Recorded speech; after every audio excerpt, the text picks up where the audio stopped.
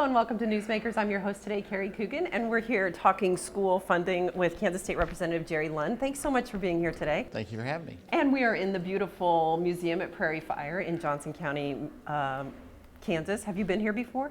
I have. This is my district. Yeah, so this is beautiful, and thank you for allowing us to come here and broadcast today. A lot of today. good economic development going on right now. So. Yeah. Anything in particular that you're most proud of here? This whole area has just sprung up really, really fast. So yeah, really proud of it. Well, I know that education is very important and something you're really passionate about. So do you want to talk a little bit about school funding right now and just what's going on since the new budget passed? Yeah, I think there's probably a lot of misconception. If you read the newspapers or listening to some of the talk shows, it seems like we're cutting funding to education.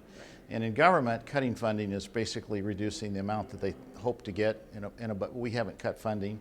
We've increased funding in K through 12 over the last 10 years in Kansas by about $2 billion.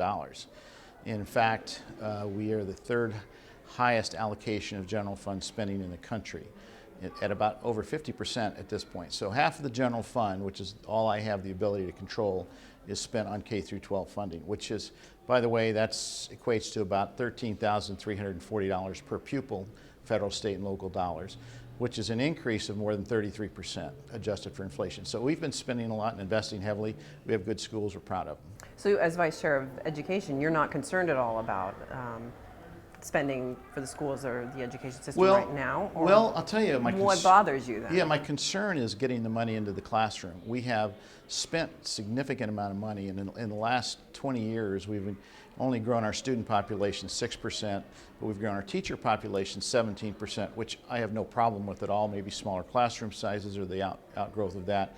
But we've grown our administrative and other level positions, other adult positions by 42%.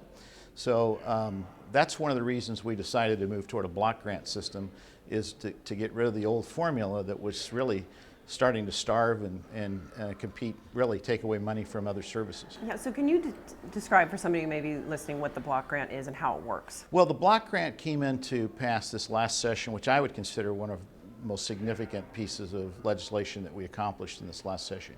And I think the importance of it was that we had a funding formula that's been going on since the early 90s, which had basically brought on all kinds of lawsuits. Almost seemed we were in constant lawsuit on a funding formula.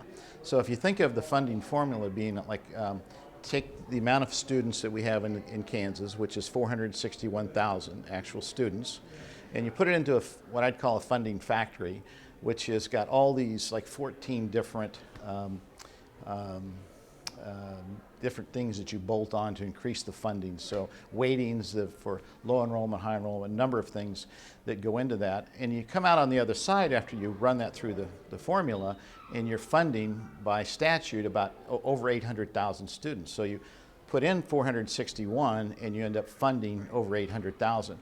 And that started, and that's just grown every year. So it's continuing to grow. So we decided that we would put a block grant in place, which in fact is paying giving funding at the same or more level, at a higher level than we've had under the formula. But this will give us an opportunity over the next couple of years to create a new process, a new way of delivering quality education in Kansas that's just more student-based and more outcome-based. So you said for the next couple of years, that's how long you think the block grant will be? That's the block grant is set up for 2 years. So, but what we've accomplished as a result of the block grant is the funding formula that was causing us all the problems. We couldn't even really, we would come up and try to appropriate money for other services, and then we would be 3 months later, they would come up with another number that we were required to spend on K through 12 because of these formulaic actions that were required. All right. Well, unfortunately, we're out of time for today. Thanks so much for coming in. I appreciate your time here today. Thank you. And that's all the time we have here on Newsmakers, but we'll see you right back here next time. Thanks.